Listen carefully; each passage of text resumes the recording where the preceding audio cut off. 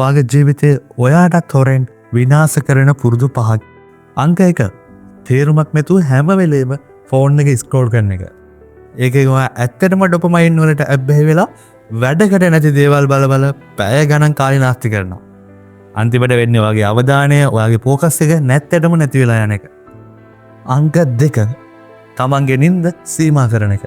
මතක තියාගන්න ඔයා දවසට පැය 2ක් 3ක් නිදා ගන්නවා කියන්නේ ඒක ඔයාටම කරගන්න විනාශයක්. ඔයාගේ ෂෙඩියුල් එක හරියට හදාගන්න. ඔයාට සරිලන නිින්දක් ලබා ගන්න අමතක කරන්න එපා. අංක 3. කන බොන දේවල් ගැන කිසිම තැකීමක් නැති එක. ඔයා ජංක් ෆුඩ් අරගන්න එකෙන් ඔයාගේ ශක්තියයි ඔයාගේ විනයයි දෙකම නැති කරනවා.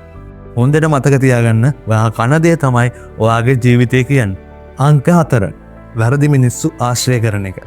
ඔයා වටේ ඉන්න අය තමයි ඔයාගේ අනාගතය තීරණය කරන්නේ. ඔයා පරාජිතව එක්ක හිටියොත් අනිවාර්යයෙන්ම ඔයත් පරාජිතයෙක් වෙනවා. අංක 5. අමාරු දේවල් මඟ අරින එක. ඔයා දන්නවත් ඇතිනේ සැප පහසුව කියන්නේ දියුණුවේ ලොකුම සතුරක්. යම් දෙයක් ඔයාට ලේසියි කියලා දැනෙනවා නම් ඒකේ තේරුම ඔයාගේ කිසිම දියුණුවක් වෙන්නේ නැහැ කියන එක.